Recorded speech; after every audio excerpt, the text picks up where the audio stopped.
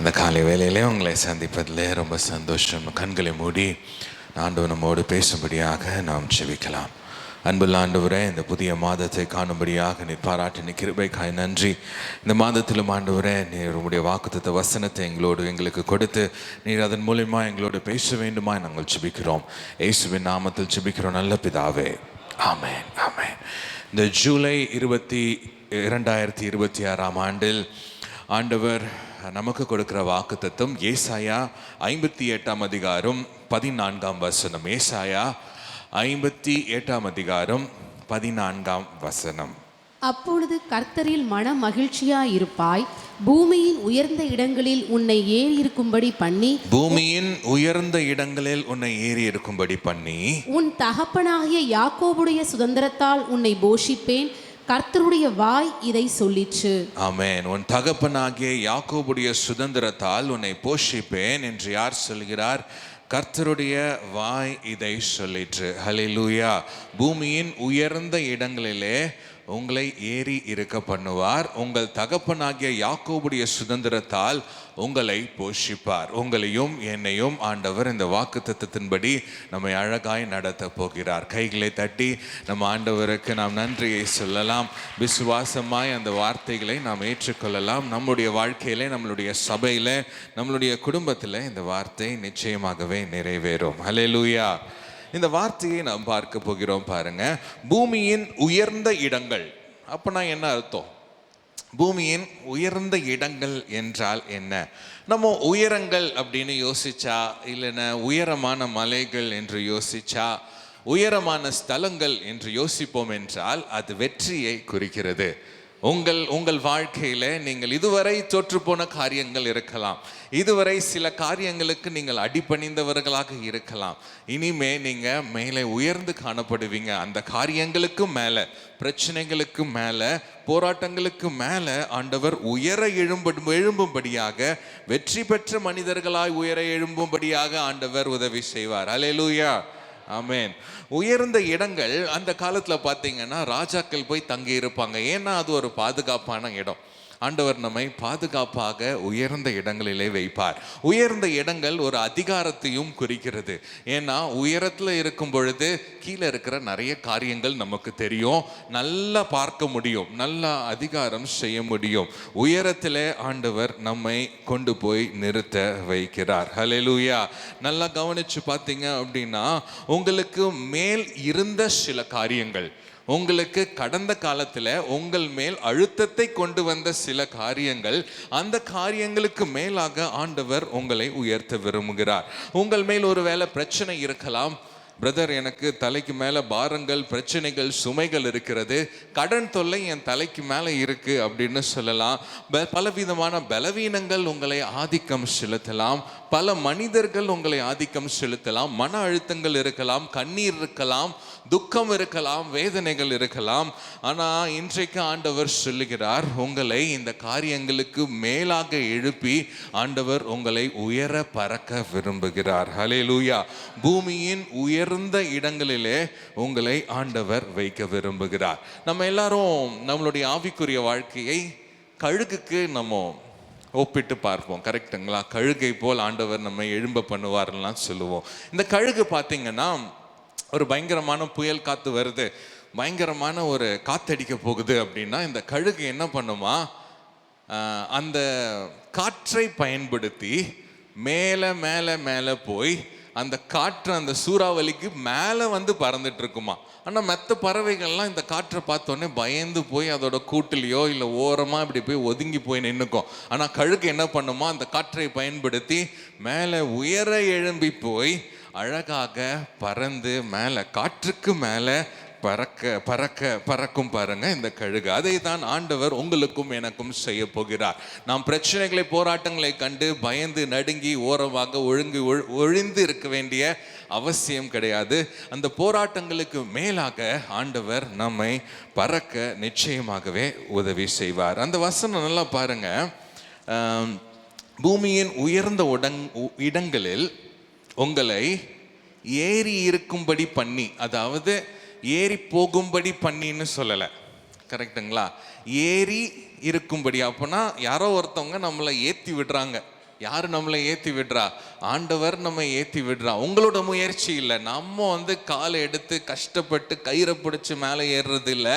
உங்களோட முயற்சிகள் இருக்கணும். ஆனால் ஆண்டவர் தான் இந்த உயரத்தை தருகிறவர். அவர் நம்மளை ஏறி இருக்கும்படி பண்ணுகிற தேவன். ஆங்கிலத்தில் அழகா இருக்கும் பாருங்க, ரைட் அப்படின்ட்டு இருக்கு. ரைட் அப்படின்ற வார்த்தை, இப்போ யாரோ ஒருத்தவங்க வண்டி ஓட்டிட்டு போறாங்க, நீங்க கூட உட்காந்து போறீங்க, அதான் ரைட் அப்படின்னு சொல்லுவாங்க. நம்ம ஓட்டிட்டு போனா அது பேர் டிரைவ். ஆனா யாரோ ஒருத்தவங்க ஓட்டுறாங்க, ஆண்டவர் நம்மளை ஓட்டி கொண்டு செல்கிறார், நாம பின்னாடி உட்கார்ந்து இருக்கிறோம். எங்கே ஓட்டி கொண்டு போகிறார்? உயர்ந்த பூமியின் உயர்ந்த இடங்களில் நம்மை ஏறி போகும்படி பண்ணுகிற தேவன். ஹல்லேலூயா, ஹல்லேலூயா. நிறைய நேரங்களில் சில பேரை பார்த்துருப்பீங்க, அவங்களுக்கு ஆண்டவர் உயர்வை தருவார், வாழ்க்கையில் அவங்க உயர்வை பார்ப்பாங்க. ஆனால் அங்கே உயர்வுக்கு போனதுக்கப்புறம் என்ன பண்ணுறதுன்னு பெருசாக தெரியாது. உயர்வுக்கு போனதுக்கப்புறம் தப்பான முடிவுகளை எடுப்பாங்க. உயர்வுக்கு போனதுக்கப்புறம் கஷ்டத்தை அனுபவிப்பாங்க. ஏன் கீழே இருக்கும்போதே நல்லா இருந்திருப்பாங்க, ஆனால் மேலே போய் வித்தியாசமானவங்களா மாறிடுவாங்க. ஆனால் நமக்கு ஆண்டவர் ஒரு வாக்குத்தத்தத்தை அதே வசனத்தில் கொடுக்குறாரு பாருங்க. உன்னை ஏறி போகும்படி பண்ணி, அதுக்கப்புறம் என்ன? உன் தகப்பனாகிய யாக்கோபுடைய சுதந்திரத்தால் உன்னை போஷிப்பேன். நம்மை மேலே உயர்த்துகிற தேவன் மாத்திரமல்ல, நம்மை போஷிக்கிற தேவனாய் இருக்கிறார். அதாவது அங்கே நம்மை தனியாக விட்டு விடுகிற தேவன் அல்ல. ஹல்லேலூயா. அங்கே நம்ம ஏதோ பண்ணிட்டு போறாரு அப்படின்னு விட்டு விடுகிற தேவன் அல்ல. அவர் நமக்கு உடன்படிக்கையின் ஆசீர்வாதங்களை தந்து நம்மை திருப்திப்படுத்துகிற தேவனாக இருக்கிறார். ஹல்லேலூயா. யாருடைய ஆசீர்வாதம் பாருங்க? ஈசாக்கு, ஆபிரகாம், ஈசாக்கு, யாக்கோபின் தேவன் யாக்கோபின் ஆசீர்வாதத்தை நமக்கு கொடுத்து நம்மை திருப்தி அடைய செய்கிற தேவனாக அவர் இருக்கிறார். நீங்களும் நானும் உடன் சுதந்திரவாளியா இருக்கிறோம். யாருக்கு? யாக்கோபுக்கு உடன் சுதந்திரவாளியா இருக்கிறோம். நம்ம சம்பாதிக்கிறத பத்தி இங்க பேசலங்க. நம்ம ஒரு உயர்வை சம்பாதித்து நமக்கு ஒரு சம்பாத்தியம் கிடைக்கும் என்று சொல்லவில்லை. யாக்கோபுடைய சுதந்திரத்தால் ஆண்டவர் நம்மை போஷிப்பேன் என்று வாக்கு கொடுக்கிறார். நம்ம சம்பாதிக்காத விஷயம்தான், நம்ம பெருசா எஃபர்ட் போடாத விஷயம்தான், அதை ஆண்டவர் நமக்கு தந்து நம்மை போஷிப்பேன் என்று ஆண்டவர் வாக்கு கொடுக்கிறார். ஹல்லேலூயா, ஹல்லேலூயா. நிச்சயமாகவே இந்த வார்த்தை நிறைவேறும் பாருங்க. ஏனென்றால் கடைசியில் அது என்ன சொல்லுது? கர்த்தருடைய வாய் இதை சொல்லிற்று. என்ன சொல்லிற்று? பூமியின் உயர்ந்த இடங்களில் உன்னை ஏறி போகும்படி பண்ணி உன் தகப்பனாகிய யாக்கோபுடைய சுதந்திரத்தால் உன்னை போஷிப்பேன் என்று கர்த்தருடைய வாய் இதை சொல்லிற்று. ஹல்லேலூயா, ஹல்லேலூயா. இந்த அதிகாரத்தை கொஞ்சம் நம்ம ஆராய்ந்து பார்க்க போகிறோம். தேவன் இந்த அதிகாரத்தை எப்படி எழுதி வைத்திருக்கிறார் என்றால், இதுக்கு முன்னாடி இருக்க 12-13 வசனங்கள் என்ன செய்ய வேண்டும் நாம் என்று கொஞ்சம் கொஞ்சமாக குறிப்பிட்டு வருகிறது. கடைசியாக ஒரு பெரிய ஆசீர்வாதத்தை கொடுத்து ஆண்டவர் முடிக்கிறார். அப்போ இந்த பெரிய ஆசீர்வாதத்தை நாம் பெற்றுக்கொள்ள வேண்டும் என்றால் இதற்கு முன்னாடி ஆண்டவர் என்ன சொல்கிறார் என்பதை நாம் கவனித்து பார்க்கணும். சரிதாங்களா? கரெக்டுங்களா? இந்த பெரிய ஆசீர்வாதம், கடைசியாக இருக்க ஆசீர்வாதம் வேணும்னா அப்போ என்ன சொல்ல வர்றார் இந்த அதிகாரத்தில் என்பதை நாம் பார்க்க வேண்டும். இந்த அதிகாரத்தில் முக்கியமாக நாம் செய்ய வேண்டிய 2 காரியம் இருக்கிறது. ஒன்று, உகந்த உபவாசம் என்று குறிப்பிடுறாரு. உகந்த உபவாசம்னா என்ன அப்படின்னு சொல்லி குறிப்பிடுறாரு. இன்னொன்று, கர்த்தருக்குள் ஓய்வு நாளை மனமகிழ்ச்சி நாளாக நாம் கருத வேண்டும். அதாவது ஓய்வு நாளை மனமகிழ்ச்சி நாளாக கருத வேண்டும். அதுக்கு முன்னாடி உகந்த உபவாசம் என்று ஒரு காரியத்தை குறித்து இங்கே ஆண்டவர் அழகாக சொல்றாரு பாருங்க. நிறைய நேரங்களில் இந்த இஸ்ரவேல் ஜனங்கள் உபவாசம் இருந்தாங்க போல, ஆனால் அவங்களுடைய இருதயம் ஆண்டவருக்கு ஏற்ற இருதயம் இல்லை. உபவாசம் இருக்கிறாங்க, சாப்பிடாம இருக்கிறாங்க, சாப்பிடாம இருந்து ரட்டு உடுத்தி கொண்டு சாம்பல்ல உட்கார்ந்து கொண்டு இருக்கிறாங்க. ஆனால் இருதயம் வேற எங்கேயோ இருக்கு, தூரமா இருக்கு என்று ஆண்டவர் சொல்கிறார். எப்படிப்பட்ட இருதயம் நமக்கு இருக்க வேண்டும், எப்படிப்பட்ட உபவாசம் நாம் இருக்க வேண்டும் என்று சொல்றாரு பாருங்க. உபவாசம் நம்ம வேதாகமத்தில் உண்ணாவிரதம் அப்படின்னு போட்டிருக்கா, விரதம் அப்படின்னு போட்டிருக்கா? அப்படிலாம் எதுவும் இல்லை. உபவாசம் அப்படின்னு போட்டிருக்கு. என்ன அர்த்தம் உபவாசம்? உபவாசம் என்பது ஒரு சமஸ்கிருத வார்த்தை, தமிழ் வார்த்தை அல்ல, சமஸ்கிருத வார்த்தை. அப்போ என்ன அர்த்தம் என்று பார்த்தா அந்த வார்த்தையை 2ஆ பிரிக்கலாம் பாருங்க. உபவாசம். உப என்று சொன்னால் நெருங்கி இருப்பது. சொல்லுங்க. உப அப்படின்னா நெருக்கம், நெருங்கி இருப்பது. வாசம் என்றால் வாசம் பண்ணுவது, அது உங்களுக்கே தெரியும். வாசம் என்றால் தங்கி இருப்பது. அப்பனா நெருங்கி தங்கி இருப்பது தான் உபவாசம். புரியுதுங்களா? நெருங்கி தங்கி இருப்பது தான் உபவாசம் என்பதற்கான அர்த்தம். அப்போ உபவாசத்தின் நல்ல அர்த்தம் நல்லா யோசிச்சு பார்த்தா, தேவனோடு நெருங்கி இருந்து அவருக்கு பிரியமான காரியத்தை செய்வது உபவாசம். அதுல நீங்க சாப்பாடு சாப்பிடாம இருக்கிறீங்க அப்படின்றது ஒரு காரியமாக இருந்தாலும் ஆண்டவரோடு நெருங்கி இருப்பது தான் உபவாசம். அந்த நெருங்கி இருக்கிற வாழ்க்கையில நாம் என்ன செய்ய வேண்டும் என்று ஆண்டவர் இங்கே தெளிவாக பேசுகிறார் பாருங்க. இந்த 58ஆம் அதிகாரத்துல நீங்க 5வது வசனத்தை பார்த்தீங்கன்னா, ஆண்டவர் இந்த இஸ்ரவேல் ஜனங்கள் எடுக்கிற உபவாசத்தின் மேல பிரியமா இல்லை என்று சொல்லிவிட்டு 6வது 7வது வசனத்துல அவர் தெளிவா சொல்றார், நான் பிரியமா இல்லப்பா, ஆனா நீங்க என்ன செய்யணும் என்பதை நான் சொல்றேன் அப்படின்னு சொல்லிட்டு சொல்றாரு. 5வது வசனத்தை நாம் வாசிக்கலாம். மனுஷன் தன் ஆத்துமாவை ஒடுக்குகிறதும் தலைவணங்கி நாணலை போல் இரட்டிலும் சாம்பலிலும் படுத்து கொள்ளுகிறதும் எனக்கு பிரியமான உபவாச நாளாய் இருக்குமோ? இதையா உபவாசம் என்று கர்த்தருக்கு பிரியமான நாள் என்றும் சொல்லுவாய்? அக்கிரமத்தின் கட்டுகளை இதையா நீங்க உபவாசம் சொல்லுவீங்க? நீங்க அப்படியே ஒடுங்கி கொஞ்சமா உட்கார்ந்து இருக்கிறது உபவாசம்னு சொல்லி ஆயிருந்தா உபவாசம் ஆயிடுமா அப்படின்னு கேட்கிறாரு. ஆனா 6வது 7வது வசனத்துல என்னதாங்க சரியான உபவாசம் என்று சொல்லுகிறார். அக்கிரமத்தின் கட்டுகளை அவிழ்க்கிறதும் நுகத்தடியின் பிணையல்களை நெகிழ்கிறதும் நெருக்கப்பட்டிருக்கிறவர்களை விடுதலையாக்கி விடுகிறதும் சகல நுகத்தடிகளையும் உடைத்து போடுகிறதும் பசியுள்ளவனுக்கு உன் ஆகாரத்தை பகிர்ந்து கொடுக்கிறதும் துரத்துண்ட சிறுமையானவர்களை வீட்டிலே சேர்த்து கொள்ளுகிறதும் வஸ்திரமில்லாதவனை கண்டால் அவனுக்கு வஸ்திரம் கொடுக்கிறதும் உன் மாம்சமானவனுக்கு உன்னை ஒழிக்காமல் இருக்கிறதும் அல்லவோ எனக்கு உகந்த உபவாசம். ஆமென். இதுல 6வது 7வது வசனத்துல இருக்கிற சில காரியங்களை கொஞ்சம் பார்க்கலாம் பாருங்க. அது என்ன என்று நாம் புரிந்து கொள்ளலாம். அதை கிட்டத்தட்ட ஒரு 8 காரியங்கள் ஆண்டவர் இங்கே சொல்லி இருக்கிறார். இந்த 8 காரியங்கள் நாம் செய்ய வேண்டும். அப்போதான் அது உகந்த உபவாசம், அப்போதான் அது பிரியமான நாள். ஆண்டவருக்கு அதுதான் பிரியமான நாள். இதை செய்தால் அந்த 14வது வசனத்தில் இருக்கிற ஆசீர்வாதம் நமக்கு பலிக்கும். கரெக்டுங்களா? ஸோ இந்த வசனத்தை நம்ம தெளிவாக புரிஞ்சு கொள்ள வேண்டியது அவசியமாக இருக்கிறது. முதல் காரியத்தை என்ன சொல்றாரு பாருங்க, அக்கிரமத்தின் கட்டுகளை அவிழ்க்கிறதும். ஸோ நீங்களும் நானும் என்ன செய்ய வேண்டுமாம்? அக்கிரமம், அதாவது அநீதியில, இன்ஜஸ்டிஸ்ல, அக்கிரமத்துல கட்டி போயிருக்கிற மனிதர்களை நாம் விடுதலை ஆக்க வேண்டும். 2வது என்ன போட்டிருக்கு? நுகத்தடியின் அப்படின்னா என்ன? சங்கிலிகளில, சாத்தானின் பிடியில தங்கி இருக்கிறவங்களை நாம் விடுவித்து கொண்டு வர வேண்டும். அடுத்தது நெருக்கப்பட்டவர்களை விடுதலையாக்க, அதாவது துன்பத்தில், நெருக்கத்தில், கஷ்டத்தில் இருக்கிற மக்களை நாம் விடுவிக்க முயற்சி எடுக்க வேண்டும். அடுத்தது சகல நுகத்தடிகளையும் உடைத்து போடுவது. அதாவது தோல்வியில் இருக்கிறவங்க, சுமையை தூக்கி கொண்டு இருக்கிறவங்க, பாரத்தை சுமந்து கொண்டு இருக்கிறவங்களுக்கு யாருங்க இளைப்பாறுதல் தருவா? ஆண்டவராகிய இயேசுதான் இளைப்பாறுதல். வருத்தப்பட்டு பாரம் சுமக்கிறவர்களை நீங்க எல்லாரும் என்னிடத்தில் வராங்கன்னு சொன்னது ஒரே தேவன் இயேசு கிறிஸ்து மாத்திரம்தான். அவன்தான் இந்த சுமைகளை எடுத்து வைக்க ஆண்டவர் உதவி செய்வார். 4 விஷயங்கள் பார்த்திருக்கிறோம். அடுத்தது 5வது என்ன சொல்றாரு? பசியுள்ளவனுக்கு நம் ஆகாரத்தை பகிர்ந்து கொடுக்க வேண்டும், அதுதான் சரியான உபவாசம் என்று சொல்லுகிறார். அடுத்தது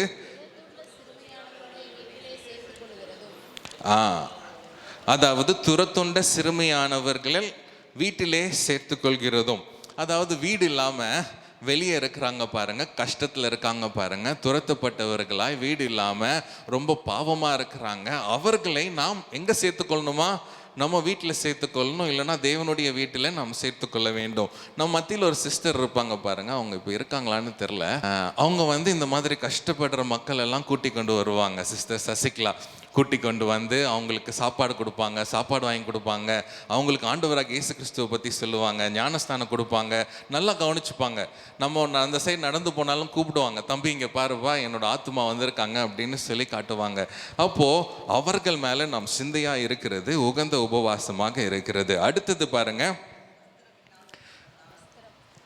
வஸ்திரம் இல்லாதவனுக்கு வஸ்திரத்தை கொடுப்பது. கடைசியாக உன் மாம்சமானவனுக்கு உன்னை ஒலிக்காமல் இருக்கிறதும் அல்லவோ எனக்கு உகந்த உபவாசம். அதாவது உங்க உறவினர்களுக்கு நீங்க உங்களை ஒலித்து கொள்வது, உங்க உறவினர்களுக்கு உதவி செய்யாம நீங்க ஒலித்து கொள்வதை பற்றி தான் இங்க குறிப்பிடப்பட்டிருக்கு. இன்னொரு விதத்துல இதை சொல்லணும் அப்படின்னா, அங்க ஒரு சிஸ்டர் இருக்காங்கன்னு வச்சுக்கோங்களேன். அதாவது மெயின் டோர்ல ஒரு சிஸ்டர் இருக்காங்க. நான் இங்கிருந்து அவங்கள பார்க்குறேன். ஐயோ அங்கே போயிட்டா என்கிட்ட ஏதோ உதவி கேட்டுருவாங்க. அதனால நான் என்ன பண்ணுறேன், இந்த சைடு வழியாக போய் பைக் ஏறி போயிடுறேன். அந்த சிஸ்டர் எனக்காக வெயிட் பண்ணிட்டு இருப்பாங்க, ஆனால் நான் சைடு வழியாக போயிடுறேன். அதாவது என்னுடைய முகத்தை அவங்களுக்கு நான் மறைத்து கொள்கிறேன். அது உகந்த உபவாசமாக இருக்காது என்று சொல்கிறார். அதற்கு பதிலாக என்ன செய்ய வேண்டும், மாம்சமானவனுக்கு, அதாவது நம்ம சபையில் இருக்கிற எல்லா சகோதர சகோதரிகளுக்கும் உன்னை ஒலிக்காமல் இருக்கிறதும் நல்ல உபவாசம் என்று தெளிவாக இங்கே சொல்லுகிறார். இங்கே நம்ம ஒரு காரியத்தை யோசிக்க வேண்டும் பாருங்க. மதம் என்ன சொல்லும் என்றால், இன்னைக்கு நீ சாப்பாடு சாப்பிட்டியா, சாப்பாடு சாப்பிடாம தானே வந்திருக்க அப்படின்னு மதம் நம்மளை கேட்கும். நம் மதவாதிகள் அல்ல, நாம் இயேசுவின் பிள்ளைகள். ஆனால் அதனால தேவன் என்ன எதிர்பார்க்கிறார், இயேசு என்ன எதிர்பார்க்கிறார் என்று நாம் யோசிக்க வேண்டும். இயேசு என்ன எதிர்பார்க்கிறார், நீ யாருக்கு இன்னைக்கு நன்மை செய்துட்டு வந்தாய் என்பதுதான் சரியான உபவாசம் என்று சொல்லுகிறார். இந்த 8 காரியங்களும் நாம் வேதத்தில் பார்க்கிற ஒரு மனிதன் செய்தார். யார் அது? ஆண்டவராகிய இயேசு கிறிஸ்துவின் ஊழியத்தை பற்றி தான் இங்கே ஏசாயா கூறியிருக்கிறார். இந்த 8 காரியங்களும் யார் செய்ததுங்க? அதாவது கட்டுண்டவர்களை விடுவிக்கிறது, பிசாசின் பிடியில் இருக்கிறவங்களை காப்பாற்றுகிறது, பாரம் சுமந்தவர்களுக்கு இளைப்பாறுதலை யார் தந்தா? ஆண்டவராகிய இயேசு கிறிஸ்து தந்தார். பாவத்திலிருந்து விடுதலை யார் தந்தா? இயேசு கிறிஸ்து. பசியை போக்கினவர் யார்? ஆண்டவராகிய இயேசு கிறிஸ்து. அதாவது இன்னொரு விதத்துல சொல்லணும்னா, மனித குலத்திற்கே நீதி என்றும் வஸ்திரத்தை யார் தந்தா? ஆண்டவராகிய இயேசு கிறிஸ்து தான் தந்தார். புறக்கணிக்கப்பட்டவர்களை அணைத்து கொண்டவர் ஆண்டவராகிய இயேசு கிறிஸ்து. சுகம் இல்லாதவர்கள், வியாதியில வந்தவங்க, கஷ்டத்துல வந்தவங்க, மனிதர்களால், குடும்பத்தால், உறவினர்களால் புறக்கணிக்கப்பட்டவர்களை யார் அணைத்து கொண்டார், யார் சேர்த்து கொண்டார் என்றால் ஆண்டவராகிய இயேசு கிறிஸ்து சேர்த்து கொண்டார். பாவங்கள், சாபங்கள் எல்லாவற்றையும் போக்கி அவர் தன் மீது சுமந்து கொண்டவர் யார்? ஆண்டவராகிய இயேசு கிறிஸ்து. இந்த 8 காரியங்களும் ஆண்டவராகிய இயேசு கிறிஸ்து உலகத்திலே நிறைவேற்றினார். அப்போ நீங்களும் நானும் இயேசு கிறிஸ்துவை பிரதிபலிக்கிற மக்களாய் இந்த உலகத்திலே நாம் நடக்கும் பொழுது, வாழும் பொழுது, அது உகந்த உபவாசமா இருக்கிறது. ஹல்லேலூயா. புரியுதா உங்களுக்கு? நாம் என்ன செய்ய வேண்டும்? நாம் ஆண்டவருடைய மக்களாக, மக்களின் அன்றாட தேவைகளை புரிந்தவர்களாக, மக்களின் கஷ்டங்களை புரிந்தவர்களாக, ஆண்டவராகிய இயேசு கிறிஸ்துவின் மனநிலையை உடையவர்களாக அவர்களுக்கு சேவை செய்ய வேண்டும். அதுதான் உகந்த உபவாசம் என்று தேவன் இங்க தெளிவாக சொல்லுகிறார். சரிங்களா? இந்த 9 காரியமும் யாரு செஞ்சா? ஏசப்பா செஞ்சாரு. அதனால ஏசப்பா மாதிரி, ஏசப்பாவை பிரதிபலிக்கும் ஜீவியம் உங்களுக்கும் எனக்கும் காணப்பட்டது என்றால் நாம் ஆண்டவரை பிரியப்படுத்துகிற மனிதர்களாக நாம் இருப்போம். ஹல்லேலூயா. அப்போ உபவாசம் என்பது என்னது? உப என்றால் நெருங்கி, நெருங்கி ஆண்டவரோடு வாழ்வது. ஆண்டவரோடு நெருங்கி நேரத்தை செலவிடும் பொழுது அவருடைய இருதய துடிப்பை நாம் புரிந்து கொள்வோம். அவர் என்ன ஊழியம் செய்தாரோ அதே ஊழியங்களை நாமும் இந்த உலகத்திலே வாழும் நாட்களிலே நாம் செய்வோம். அவர் உபவாசத்தை, அதாவது சாப்பிடாம இருக்கிறதையோ எதையோ தியாகம் பண்றதையும் ஆண்டவர் மதிக்கிறாரு பாருங்க. ஆனா இன்னும் அதிகமா எதை அவர் விரும்புகிறார் என்று சொன்னால், ஆண்டவராகிய இயேசு கிறிஸ்துவை பிரதிபலிக்கும் ஒரு வாழ்வை, ஒரு உபவாசத்தை ஆண்டவர் விரும்புகிறார். ஹல்லேலூயா. உபவாசம் என்பது நெருங்கி வாழ்வது. அவர் ஊழியத்தை, அவர் செய்த ஊழியத்தை நாமும் இந்த உலகத்திலே செய்வது சரியான உபவாசம் என்று 58ஆம் அதிகாரம் ஏசாயா சொல்லுகிறது. அதுக்கப்புறம் பாருங்க, இந்த 6-7 வசனத்துக்கு அப்புறம் ஆண்டவர் இந்த மாதிரி ஒரு உபவாசத்தை நீ பெற்றுக்கொண்டால், நீ செய்தால் உனக்கு சில ஆசீர்வாதங்களை நான் வைத்திருக்கிறேன் என்று சொல்லி நிறைய அழகான ஆசீர்வாதங்கள் வருது. அதை நாம் வாசிக்கலாம். 8:9 வரைக்கும் வாசிக்கலாம். அப்பொழுது விடியற்கால வெளுப்பை போல உன் வெளிச்சம் எழும்பி, உன் சுக வாழ்வு சீக்கிரத்தில் துளிர்த்து, உன் நீதி உனக்கு முன்னாலே செல்லும், கர்த்தருடைய மகிமை உன்னை பின்னாலே காக்கும். எவ்வளவு அழகான வசனம் பாருங்க. எப்பொழுதுங்க? அப்பொழுதுன்னு போட்டிருக்கு. எப்பொழுது? ஆண்டவருக்கு ஏற்ற உபவாசம் நீங்கள் இருக்கும் பொழுது, ஆண்டவர் ஊழியம் செய்த ஊழியத்தை நீங்களும் நானும் செய்யும் பொழுது, அப்பொழுது விடியற்கால வெளுப்பை போல உன் வெளிச்சம் எழும்பி உன் சுகவாழ்வு சீக்கிரத்தில் துளிர்த்து. ஒருவேளை இன்னைக்கு நீங்க வாக்குத்தத்தை எடுத்தவங்களுக்கு ஒருவேளை இந்த வாக்குத்தத்தமும் வந்திருக்கலாம். உன் சுகவாழ்வு சீக்கிரத்தில் துளிர்த்து. எப்பங்க துளிர்க்கும்? உபவாசத்தை நீங்க சரியாக எடுக்கும் பொழுது, ஆண்டவரின் ஊழியத்தை செய்யும் பொழுது உன் சுகவாழ்வு சீக்கிரத்தில் துளிர்த்து, உன் நீதி உனக்கு முன்னாலே செல்லும், கர்த்தருடைய மகிமை உன்னை பின்னாலே காக்கும். அடுத்த வசனம், அப்பொழுது நீ கூப்பிடுவாய், கர்த்தர் மறு உத்தரவு கொடுப்பார். நீ சத்தமிடுவாய், இதோ நான் இருக்கிறேன் என்று சொல்லுவார். நுகத்தடியையும் விரல் நீட்டுதலையும் நிபச்சொல்லையும் நீ உன் நடுவிலிருந்து அகற்றி. ஆமென். எவ்வளவு அழகான வாக்குத்தத்தம் பாருங்க. நீ சத்தமிடுவாய், இதோ நான் இருக்கிறேன் என்று யார் சொல்லுவா? ஆண்டவர் சொல்லுவா. எப்போ? உகந்த உபவாசத்தை நாம் எடுக்கும் பொழுது. அடுத்தது, பசியுள்ளவனிடத்தில் உன் ஆத்துமாவை சாய்த்து சிறுமைப்பட்ட ஆத்துமாவை திருப்தியாக்கினால் அப்பொழுது இருளில் உன் வெளிச்சம் உதித்து உன் அந்தகாரம் மத்தியானத்தை போலாகும். ஆமென். சிறுமைப்பட்ட ஆத்துமாவை திருப்தியாக்கினால், சிறுமைப்பட்டவர்களுக்கு உங்கள் இருதயத்தில் இடம் இருந்தால் அப்பொழுது இருளில் உன் வெளிச்சம் உதித்து, உங்க வாழ்க்கை இருளாய் இருந்தாலும், உலகத்துல ஃபுல்லாவே உங்களை சுத்தி இருள் இருந்தாலும் உங்களுக்கு வெளிச்சம் உதிக்கும். உன் அந்தகாரம் மத்தியானத்தை போலாகும். எவ்வளவு அழகான வசனம் பாருங்க. உங்க அந்தகாரம் மத்தியானத்தை போலாகும். அடுத்த வசனம், கர்த்தர் நித்தமும் உன்னை நடத்தி மகா வறட்சியான காலங்களில் உன் ஆத்துமாவை திருப்தியாக்கி. மகா வறட்சியான காலத்திலும் ஆத்துமாவை உன் ஆத்துமாவை திருப்தியாக்குகிற தேவன். தொடர்ந்து படிக்கலாங்க. உன் எலும்புகளை நினமுள்ளதாக்குவார். நீர் நீர்ப்பாய்ச்சலான தோட்டத்தை போலவும் வற்றாத நீரூற்றை போலவும் இருப்பாய். ஆமென். இந்த வாக்குத்தத்தங்கள்லாம் வந்திருக்கும்னு நினைக்கிறேன் இன்னைக்கு சிலருக்கு. என்ன? வற்றாத நீரூற்று போல் இருப்பாய். எப்போ? அந்த ஆண்டவர் சொன்ன 8 காரியங்களும் நாம் செய்யும் பொழுது. ஆமென். அடுத்த வசனம், உன்னிடத்திலிருந்து தோன்றினவர்கள் பூர்வ முதல் பாழாய் கிடந்த ஸ்தலங்களை கட்டுவார்கள். தலைமுறை தலைமுறையாக இருக்கும் அஸ்திபாரங்கள் மேல் நீ கட்டுவாய். திறப்பானதை அடைக்கிறவன் என்றும் குடியிருக்கும்படி பாதைகளை திருத்துகிறவன் என்றும் நீ பெயர் பெறுவாய். ஆமென். நீ பெயர் பெறுவாய் என்று இந்த வசனங்கள் எல்லாம் ஆண்டவருடைய ஆசீர்வாதத்தை ரொம்ப அழகாக நமக்கு எடுத்து சொல்லக்கூடிய வசனமாக இருக்கிறது. ஹல்லேலூயா. இங்க கடைசி வசனம் வர்றதுக்கு முன்னாடி 13ஆம் வசனத்துல ஒரு கதவு மாதிரி, இந்த 14ஆம் வசனத்துல இருக்கிற ஆசீர்வாதங்களை பெற்றுக்கொள்ள இன்னும் ஒரு காரியத்தை செய்ய வேண்டும் என்று சொல்லி ஆண்டவர் இங்க 13ஆம் வசனத்துல சொல்லி இருக்கிறாரு பாருங்க. ரொம்ப அருமையான வசனம் இந்த 13ஆம் வசனம். இதுல கொஞ்சம் நேரத்தை நாம் செலவிட்டு நாம் திரும்பி 14ஆம் வசனத்துக்கு நாம் போகலாம். என் பரிசுத்த நாளாகிய ஓய்வு நாளிலே உனக்கு இஷ்டமானதை செய்யாதபடி உன் காலை விலக்கி உன் வழிகளின்படி நடவாமலும் உனக்கு இஷ்டமானதை செய்யாமலும் உன் சொந்த பேச்சை பேசாமல் இருந்து ஓய்வு நாள் மனமகிழ்ச்சியின் நாளென்றும் கர்த்தருடைய பரிசுத்த நாளை மகிமையுள்ள நாளென்றும் சொல்லி அதை மகிமையாக எண்ணுவாயானால். எவ்வளோ அழகா சொல்றாரு பாருங்க. அந்த 13ஆம் வசனத்தை எல்லாம் எடுத்துட்டிங்களா? எல்லாரும் ஏசாயா 58:13 எடுத்துட்டிங்களா? அதில் 2 தடவை திரும்பி சொல்றாரு பாருங்க. உனக்கு இஷ்டமானதை செய்யாமல், திரும்பி உனக்கு இஷ்டமானதை செய்யாமல். அப்படின்னா எவ்வளோ ஒரு ஸ்ட்ரெஸ், எவ்வளோ முக்கியத்துவத்தை ஆண்டவர் கொடுக்குறாரு பாருங்க. உனக்கு இஷ்டமானதை எப்போ செய்யக்கூடாதான்? ஓய்வு நாளில் உனக்கு இஷ்டமானதை செய்யாமல். அப்புறம் சொந்த பேச்சை பேசாமல். அப்போ சொந்த பேச்சை பேசாமல்னா வேற யாருடைய பேச்சை பேச வேண்டும்? ஆண்டவருடைய பேச்சை பேச வேண்டும். ஆண்டவருடைய ஊழியத்தை செய்ய வேண்டும். ஓய்வு நாளில் நாம் என் வேலைப்பா, என் பிரச்சனை அதிகம், என் திட்டம் அதிகம், எனக்கு சந்தோஷம் இல்லை, அப்படி இப்படின்னு நம்ம கவலைப்பட்டுட்டு இருக்கிறது ஆண்டவருக்கு பிடிக்கல பாருங்க. அவரை கனப்படுத்தும் நாளாக இந்த ஓய்வு நாளை நாம் எடுத்துக்கொள்ள வேண்டும் என்று ஆண்டவர் விரும்புகிறார். சரிங்களா? அல்லேலூயா. அது எப்படி யோசிக்க வேண்டுமா பாருங்க. ஐயோ இன்னைக்கு சண்டேவா அப்படின்னு யோசிக்க கூடாது.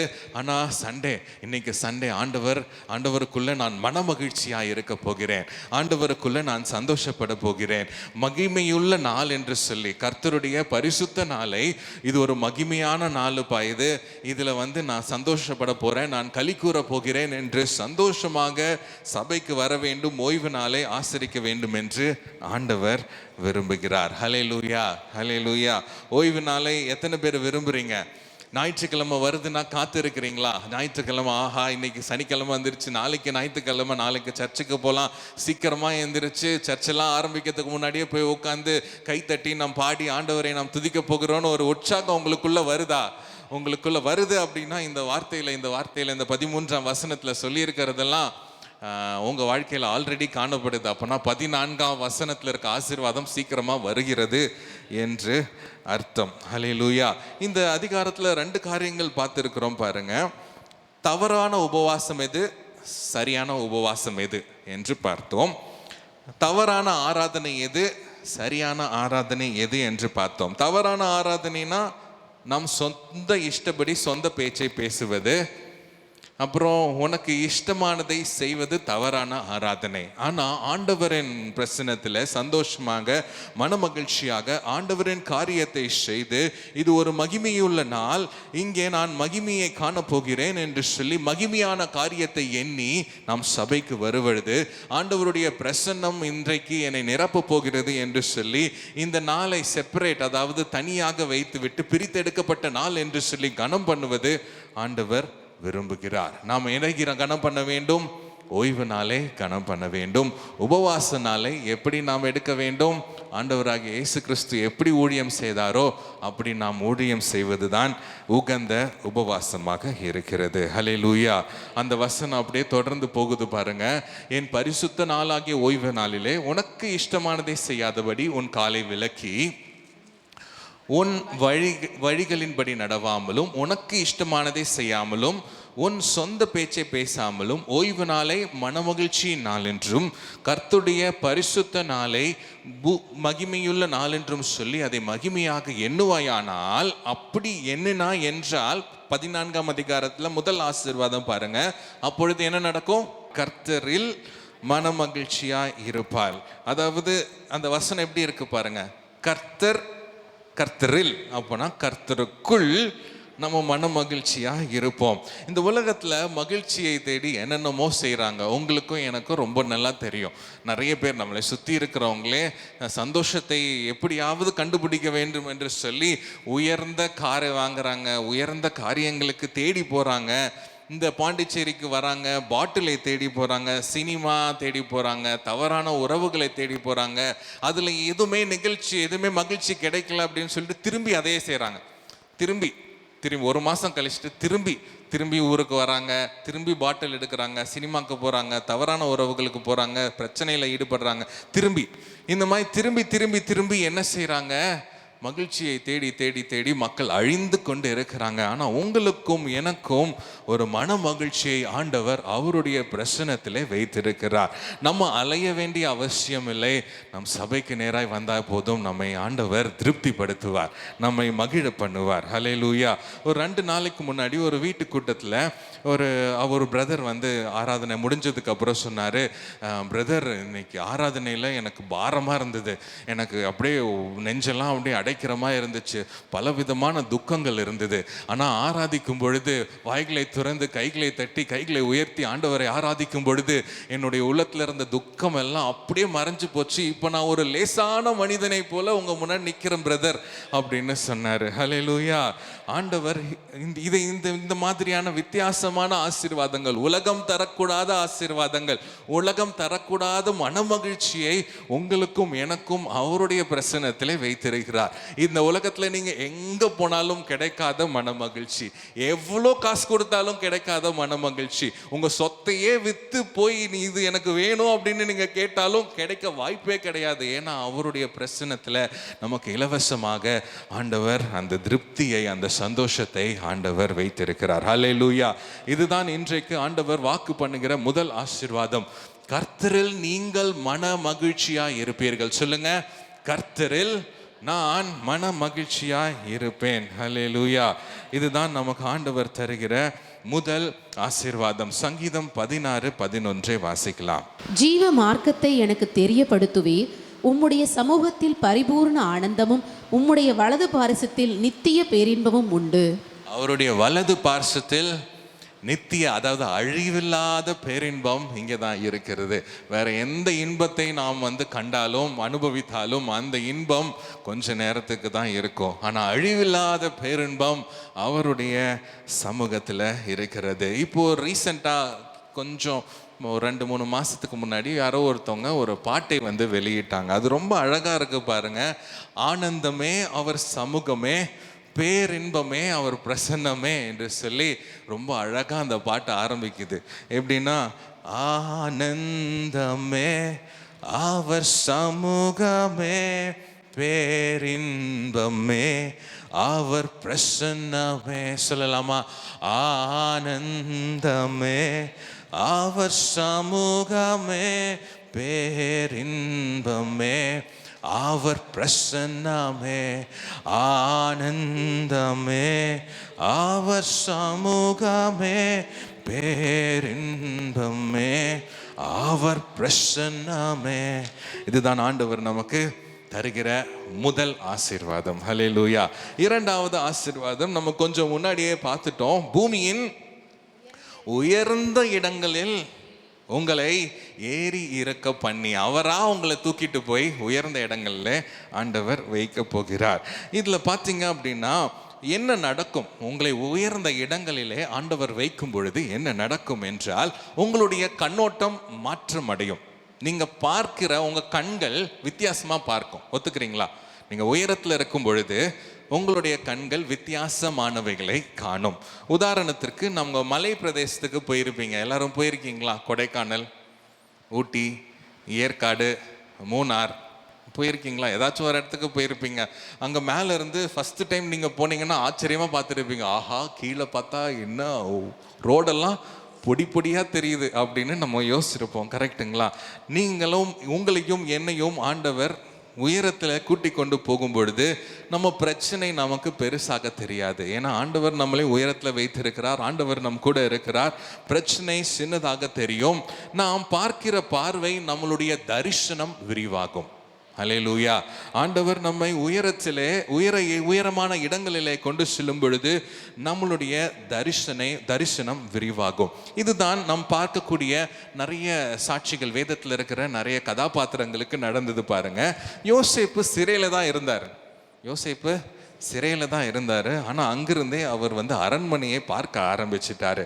காலேபு போய் உளவு பார்த்துட்டு வந்தார். ஆனால் மற்றவங்கெல்லாம் சொன்னாங்க, ஐயோ மனிதர்கள்லாம் பெருசாக இருக்காங்கன்னு. ஆனால் காலேபுக்கு ஒரு வித்தியாசமான தரிசனம் இருந்தது. என்ன? அது நமக்குடைய தேசமாக இருக்கிறது என்று காலேபு யோசித்தான். தாவீது கோலியாத்துக்கு சண்டை போடுறதுக்கு முன்னாடியே தாவீதுக்கு தெரியும், இந்த மனிதனை நிச்சயமா நான் சாவடிப்பேன். ஏன்னா நான் ஆண்டவர் பேர்ல வரேன். நீ எவ்வளவு பெரிய மனிதனாய் இருந்தாலும் சரி, ஆண்டவர் என்னை நிச்சயமாய் உயர்த்துவார் என்று தெரியும். ஹல்லேலூயா. ஆண்டவர் நம்மை உயரங்களிலே வைக்கிற தேவனாய் இருக்கிறார். பூமியின் உயர்ந்த இடங்களில் ஏறி இருக்க பண்ணுகிற தேவன் நம் தேவனாக இருக்கிறார். நம் உயர இடங்களிலே இருக்கிறதுனாலே நம் உயரத்தில் வெற்றியுண்டு. யார் மேல் வெற்றியுண்டு? சாத்தானின் மேல் வெற்றியுண்டு. நம்ம ஒரு யோசிச்சு பாருங்க, இங்க ஒரு கழுகு இருக்கு, இங்க ஒரு பாம்பு இருக்கு. கழுகும் பாம்பும் இங்க வெளியே இருக்கு. கழுகும் பாம்பும் இங்க தரையில இருக்கு. கழுகு பார்த்து பாம்பு கொத்த வருது. கழுகு என்னடா அது கொத்த வருதே அப்படின்னு யோசிச்சுட்டு கழுகு என்ன பண்ணுதான், அந்த பாம்பை தூக்கிட்டு மேலே எடுத்துட்டு போயிடுது. எங்க? வானத்துல ஒரு பல அடிகளுக்கு மேலே உயரத்துல போகும்போது யாருக்குங்க அங்க பவர் இருக்கு? கழுகு ஜெயிக்குமா பாம்பு ஜெயிக்குமா? ஏன்னா கழுகு அதனுடைய மண்டலத்துக்குள்ள பாம்பை எடுத்து போயிருச்சு. இப்போ பாம்பு நடுங்குது, ஐயோ கீழே போட்டுறாதப்பா, கீழே போட்டுறாத, எதுவும் பண்ணிடாதன்னு. இப்போ கழுகு டக்குன்னு ஒரு கொத்துச்சுன்னா யாரு ஜெயிக்கிறா? கழுகு தான் ஜெயிக்கும். நீங்களும் நானும் நம்ம போராட்டங்களை, நம்மளுடைய சண்டைகளை மேலே எடுத்து செல்ல வேண்டும். இங்கே இருக்கிற மக்களோட நாம் வாய் வழியாக சண்டை போட வேண்டிய அவசியம் இல்லை. நாம் பார்க்கிற போராட்டங்கள், பிரச்சனைகள் 75% நாம் ஆவிக்குரிய மண்டலத்திலே போராட வேண்டிய பிரச்சனைகள் தான். அதை நீங்க சரியான மண்டலத்தில், கழுகு கீழே இருந்து சண்டை போட்டுச்சுன்னா பாம்பு ஈஸியா கொத்திடும். ஆனா அது மேலே எடுத்துட்டு போய் சண்டை போட்டதுனால கழுகு ஜெயிச்சுது. நீங்களும் நானும் உங்க பிரச்சனைகளையும், உங்க போராட்டங்களையும், சாபங்களையும், கடனையும், எல்லாவற்றையும் ஆண்டவருடைய சமூகத்தில் மேலே எடுத்து செல்லும் பொழுது அவர் வித்தியாசமாக செயல்படுவார். ஆவிக்குரிய மண்டலங்களிலே உங்களுடைய பிரச்சனைகளை எடுத்து செல்ல வேண்டும். உங்களுடைய போராட்டங்களை அங்கே போராட வேண்டும். உயரங்களிலே ஆண்டவர் வெற்றியை நம்மளுக்கு தருவார். நிச்சயமாகவே சாத்தானின் மேல் வெற்றி நமக்கு இருக்கிறது. ஆனால் சரியான இடத்துல போரிடணும். நம்ம ஆவிக்குரிய வாழ்க்கையை விட்டு ஆவியும் இல்லாமல் அனலும் இல்லாமல் நாம் போரிட்டால் சாத்தான் நம்மளை மேற்கொள்ளக்கூடும். ஆனால் ஆவிக்குரிய வாழ்க்கையில் நாம் போரிடும் பொழுது சாத்தான் நிச்சயமாகவே நம்மை மேற்கொள்ள முடியாது. ஹல்லேலூயா, ஹல்லேலூயா. உயரமான இடங்களிலே ஆண்டவர் உங்களை பயனுள்ள பாத்திரமாக ஆண்டவர் மாற்றுவார். மத்தேயு 5:14 நாம் வாசிக்கலாம். நீங்கள் உலகத்துக்கு வெளிச்சமாய் இருக்கிறீர்கள், மலையின் மேல் இருக்கிற பட்டணம் மறைந்திருக்க மாட்டாது. ஆமென். உலகத்திற்கு நீங்க வெளிச்சமாய் மாறுவீங்க. எப்போ? பூமியின் உயர்ந்த இடங்களிலே உங்களை ஏறி இருக்க பண்ணுகிற தேவன் உங்களை பூமிக்கு வெளிச்சமாக ஆண்டவர் மாற்றுவார். மலையின் மேல் இருக்கிற பட்டணம் மறைந்திருக்கிற மாட்டாது. அப்போ நீங்க என்ன பண்ணுவீங்க? உங்க மூலியமாய் ஆசீர்வாதத்தை ஆண்டவர் பெருக செய்து மற்றவர்களுக்கு கொடுக்க வேண்டிய ஆசீர்வாதங்களை கொடுப்பார். குடும்பங்களுக்குள், சபைக்குள், ஊழியங்களுக்குள் ஆண்டவர் உங்க மூலம் ஆசீர்வாதங்களை ஆண்டவர் செய்வார். ஆனா நீங்க ஞாபகம் வைத்துக் கொள்ள வேண்டிய விஷயம் என்னன்னா, எது உகந்த உபவாசம்? ஆண்டவராகிய இயேசு கிறிஸ்துவை போல் ஊழியம் செய்வது உகந்த உபவாசம். பூமியின் உயர்ந்த இடங்களில் ஏற பண்ணுகிற தேவன் நம் தேவனாய் இருக்கிறார். அவர் நம் மத்தியிலே இருக்கிறார். ஹல்லேலூயா. இந்த வசனத்துடைய இந்த வாக்குத்தத்தத்தினுடைய கடைசி பகுதிக்கு வந்திருக்கோம் பாருங்க. ஏசாயா 58ஆம் அதிகாரத்தில் கடைசியா என்ன சொல்லுது? பூமியின் உயர்ந்த இடங்களில் உன்னை ஏறி இருக்கும்படி பண்ணி, அடுத்தது உன் தகப்பனாகிய யாக்கோபுடைய சுதந்திரத்தால் உன்னை போஷிப்பேன் என்று ஆண்டவர் நமக்கு வாக்கு கொடுக்கிறார். மேலே உங்களுக்கு தனிமை இல்லை என்று சொல்கிறார். ஆண்டவர் உங்களை உயர்த்துகிற தேவனாக இருக்கிறார். அந்த உயரத்தில் உங்களுக்கு தனிமை இல்லை. ஏனென்றால் தாராளமாய் உங்களை போஷிக்கிற தேவன் அங்கே இருக்கிறார். யாக்கோபின் தேவன் யாக்கோபின் சுதந்திரத்தை உங்களுக்கு கொடுக்கிறார். தேவன் நமக்கு சுதந்திரமாக இருக்கிறார். அவர் நம் கூட இருக்கிறார். நீங்கள் சம்பாதிக்க வேண்டிய அவசியம் இல்லை. ஏனென்றால் அது சுதந்திரம். உங்களுக்கு வர வேண்டிய சொத்து உங்களுக்கு வருது. ஆண்டவரின் ஆசீர்வாதம் யாக்கோபின் வழியாக உங்களுக்கு வருகிறது. நீங்கள் பெரிய காரியங்கள் செய்ய வேண்டுமோ, நான் இது செய்யணுமா அது செய்ய வேண்டுமா என்று யோசிக்கவில்லை. ஆண்டவர் கிருபையாக உங்களுக்கு ஒரு விருந்தை ஆயத்தம் பண்ணி வைத்திருக்கிறார். ஹல்லேலூயா. கிருபையாக ஆண்டவர் உங்களுக்கு தாராளத்தை தர விரும்புகிறார். கிருபையாக ஆண்டவர் உங்களுக்கு ஒரு செழிப்பை கட்டளையிட விரும்புகிறார். ஹல்லேலூயா. மனமகிழ்ச்சியும் வெற்றியும் செழிப்பும் ஆண்டவர் நமக்கு ஆயத்தம் பண்ணி வைத்திருக்கிறார். ஹல்லேலூயா. 2018ஆம் ஆண்டு பாருங்க. 2018ஆம் ஆண்டு நான் வேலை செய்கிற இடத்துல இருந்து எனக்கு ஒரு வாய்ப்பு கிடைச்சது. என்னென்னா, இன்னொரு நாட்டுக்கு போகிற ஒரு வாய்ப்பு கிடைச்சது. 2018ஆம் ஆண்டு ஆம்ஸ்டர்டாம் என்கிற ஒரு இடத்திற்கு, ஐரோப்பிய கண்டத்தில் இருக்கிற ஒரு இடத்திற்கு போகிற ஒரு வாய்ப்பு கிடைச்சது. இங்கே இந்தியாவிலேருந்து நான் மட்டும்தான் போகிறேன். அங்கே ஒரு நாள் மீட்டிங் இருந்துச்சு. அந்த மீட்டிங்கில் பார்த்தீங்க அப்படின்னா உயரதிகாரிகள் எல்லாரும் உட்காந்துருக்காங்க. பயங்கரமான உயரதிகாரிகள் உட்காந்துருக்காங்க. நான் மட்டும்தான் சின்ன பையன், 28, 29 வயசு உட்காந்துருக்கேன். எல்லாரும் 50 வயசுக்கு மேலே அந்த மாதிரி தான் இருக்காங்க. எல்லாம் உயரதிகாரிகள். எனக்கு பயம். ஐயோ ஆண்டவரே, நீங்கள் இங்கே கூட்டிகிட்டு வந்தது நல்லது தான். இங்கே இவங்கெல்லாம் ஏதாவது கேட்டாங்கன்னா நான் என்ன பண்ணுறதுன்னு தெரியலையே அப்படின்னு ஒரு பயம் இருந்துச்சு. ஆண்டவர் நம்மை உயர்த்துகிற தேவன். உயரத்தில் அதற்கேற்ற கிருபைகளையும் ஆண்டவர் தருகிற தேவன். ஆனால் பயந்த மாதிரி எதுவுமே நடக்கல பாருங்க. அவங்க சில விஷயங்கள் என்கிட்ட கேட்டு தெரிஞ்சுக்கிட்டாங்க. அவங்க கேட்ட கேள்விகளுக்கு நான் பதில் சொன்னேன். சந்தோஷமாக அந்த மீட்டிங் முடிஞ்சு நிம்மதியாக நானும் திரும்பி வந்துட்டேன். நம்மை ஆண்டவர் உயர்த்துகிற தேவர், உயரங்களில் ஏற பண்ணுகிற தேவன். அதற்கு வேண்டிய கிருபைகளையும் அங்கே மேலே நமக்கு தருகிற தேவன். நம்மை திருப்தியாய் ஆண்டவர் அழகாய் நம்மை நடத்தி செல்லுகிற தேவனாய் இருக்கிறார். இன்னொரு முறை அந்த வசனத்தை நாம் படித்துவிட்டு நாம் ஜெபிக்கலாம். அப்பொழுது கர்த்தரில் மன மகிழ்ச்சியாயிருப்பாய், பூமியின் உயர்ந்த இடங்களில் உன்னை ஏறி இருக்கும்படி பண்ணி, உன் தகப்பனாகிய யாக்கோபுடைய சுதந்திரத்தால் உன்னை போஷிப்பேன். கர்த்தருடைய வாய் இதை சொல்லிற்று. ஆமென். இந்த மாதத்திற்கு ஆண்டவர் கொடுக்கிற வாக்குத்தத்தம் பாருங்க. பூமியின் உயர்ந்த இடங்களில் உன்னை ஏறி இருக்கும்படி பண்ணி, உன் தகப்பனாகிய யாக்கோபின் சுதந்திரத்தால் உன்னை போஷிப்பேன் என்று கர்த்தருடைய வாய் இதை சொல்லிற்று. ஹல்லேலூயா. ஆண்டவர் நமக்கு இந்த அருமையான வாக்குத்தத்தத்தை இந்த மாதத்திலே கொடுத்திருக்கிறார். நாம் நினைக்க வேண்டிய, இல்லைனா நாம் செய்ய வேண்டிய காரியம் என்ன? அவருக்கு பிரியமாக நடக்க வேண்டியது. அவருக்கு பிரியமான உபவாசம் எது? இயேசுவை போல ஊழியம் செய்து அவரை பிரதிபலிக்கக்கூடிய வாழ்க்கை நமக்கு காணப்பட வேண்டும். நம்மளுடைய தினம்தோறும் வாழ்க்கையில் நம்ம எங்கே போனாலும் வெளியே போய் நின்று நம்ம ஒரு வேளை கத்தி தெரு முனையில் சண்டை போடுறோன்னு வச்சுக்கோங்களேன், இயேசுவை போகிற ஒரு வாழ்க்கையை வாழ்கிறோமா? இல்லை, அது ஒரு உகந்த உபவாசமாக இருக்காது. அப்போ இந்த வாக்குத்தத்தம் பலிக்கவே பலிக்காது, நிச்சயமாக பலிக்காது.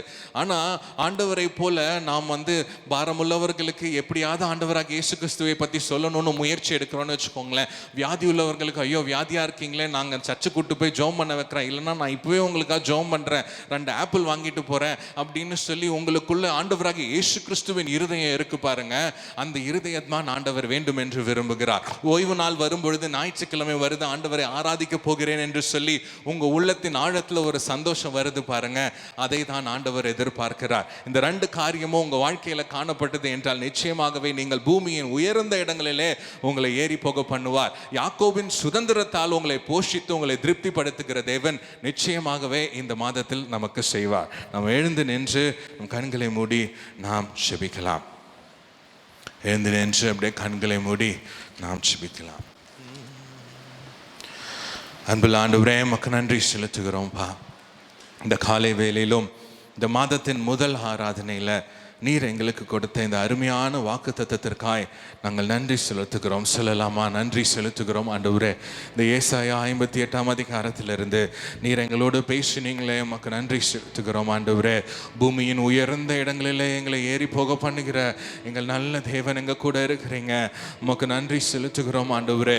தகப்பனாகிய யாக்கோபுடைய சுதந்திரத்தால் எங்களை திருப்திப்படுத்துவேன், எங்களை போஷிப்பேன் என்று சொன்னீங்களே ஆண்டவரே, உமக்கு நன்றி செலுத்துகிறோம் ஆண்டவரே. உமக்கு நன்றி செலுத்துகிறோம். இதற்கு ஆண்டவரே இந்த ஆசீர்வாதத்தை நாங்கள் பெற்றுக்கொள்ள எங்களை தகுதியான பாத்திரங்களா நீர் மாற்றுங்க என்று சொல்லலாமா? கைகளை உயர்த்தி ஆண்டவர்கிட்ட கேட்கலாம். ஆண்டவரே, இந்த அழகான வாக்குத்தத்தத்தை நீங்க கொடுத்திருக்கீங்கப்பா. இந்த அருமையான வாக்குத்தத்தம் எங்க வாழ்க்கையில நிறைவேற வேண்டும். நாங்க இதை ஆண்டவரே பெற்றுக்கொண்டு இருக்கிறோம். இதை ஆண்டவரே தினம்தோறும் நாங்க ஆண்டவரே பெற்றுக்கொள்ள எங்களுக்கு உதவி செய்யுங்க. எங்க இந்த மாதத்துல இதை பலிக்க எங்களுக்கு உதவி செய்யுங்கப்பா. அதற்கு ஆண்டவரே நீர் சொன்ன காரியங்களை நாங்கள் செய்ய வேண்டும். நாங்க மதவாதிகளா இல்ல ஆண்டவரே, நீர் எங்கள் இருதயத்தை பார்க்கிற தேவனா இருக்கிறீங்க ஆண்டவரே. எங்க இருதயம் உமக்கு நேராய் திருப்பப்பட்ட இருதயமா இருக்கணும் ஆண்டவரே. எங்க இருதயம் கேடுள்ளதா இருக்கக்கூடாதுப்பா. எங்க இருதயத்துல ஏதோ ஒரு தவறான செயலோ காரியமோ சிந்தனையோ இருக்கக்கூடாது ஆண்டவரே. உமக்கு உகர்ந்த உபவாசம் இருக்க வேண்டும். உமோடு நெருங்கி தங்கி இருக்கிற ஒரு வாழ்க்கை எங்களுக்கு வேணும். சொல்லலாமா? உமோடு நெருங்கி தங்கி இருக்கிற வாழ்க்கை, உம்மை போல வாழுகிற வாழ்க்கை, உம்முடைய ஊழியத்தை போல உம்முடைய பலனை கொண்டு உம்மை போல ஊழியம் செய்கிற ஒரு வாழ்க்கையை எனக்கு கொடுங்க ஆண்டவரே. நாங்கள் கஷ்டப்படுறவங்களுக்கு தேடி போகணும் ஆண்டவரே. பிசாசின் பிடியில் இருக்கிறவங்களை நாங்கள் காப்பாற்றணும், நாங்கள் விடுதலை பண்ண வேண்டும் ஆண்டவரே. பாரத்தை சுமக்கிறவங்க உம்மண்டை கொண்டு வரணும் ஆண்டவரே. ஏனென்றால் நீங்க மாத்திரம்தான் இளைப்பாறுதல் தருகிற தேவன் ஆண்டவரே. பாவத்திலிருந்து விடுதலையை கொண்டு வர நாங்கள் முயற்சிகள் எடுக்க வேண்டும் ஆண்டவரே. நீரே விடுதலையை கொடுக்கிறவர். குமாரன் உங்களை விடுதலையாக்கினால் மெய்யாகவே விடுதலை ஆவீர்கள் என்ற வசனத்தின்படி மக்களுக்கு நாங்கள் சுவிசேஷத்தை சொல்ல வேண்டும் ஆண்டவரே. பிணியாளிகள், பிரச்சனையில் இருக்கிறவங்க, சுகமில்லாதவங்க எல்லாருக்காகவும் நாங்கள் ஜெபிக்க வேண்டும். உம்மை நோக்கி பார்க்க வேண்டும் ஆண்டவரே. அப்படியே நீர் ஆண்டவரே எங்களோடு இருந்த ஆண்டவரே இந்த ஊழியங்களை செய்ய எங்களை பலப்படுத்த வேண்டுமாய் நாங்கள் ஜெபிக்கிறோம் ஆண்டவரே. அதுதான் உமக்கு பிரியமான வாழ்க்கைப்பா. அதை நாங்கள் வாழ்ந்தால் ஆசீர்வாதத்தை நாங்கள் பெற்றுக்கொள்வோம் என்று அறிந்திருக்கிறோம் ஆண்டவரே. மனமகிழ்ச்சி நாளை, ஓய்வு நாளை நாங்கள் கனப்படுத்த எங்களுக்கு உதவி செய்யுங்கப்பா. எங்க உள்ளத்தின் ஆழத்திலிருந்து கனப்படுத்தணும், வெளியரங்கமா இல்லப்பா. உள்ளத்தின் ஆழத்திலிருந்து உமக்கு கொடுக்க வேண்டிய முக்கியத்துவத்தை, உமக்கு கொடுக்க வேண்டிய கனத்தை ஆண்டவரே நாங்கள் ஓய்வு நாள் எல்லாம் கொடுக்க உதவி செய்யுங்க ஆண்டவரே. உமக்கென்று அதிக நேரங்கள் நாங்கள் செலவிட உதவி செய்யுங்க. உம்முடைய பிரசன்னத்தில் இருப்பதே எங்களுடைய இன்பம், எங்களுக்கு தேவை என்பதை நாங்கள் அறிந்து கொள்ள நீர் எங்களுக்கு உதவி செய்ய வேண்டுமாய் நாங்கள் ஜெபிக்கிறோம் அப்பா.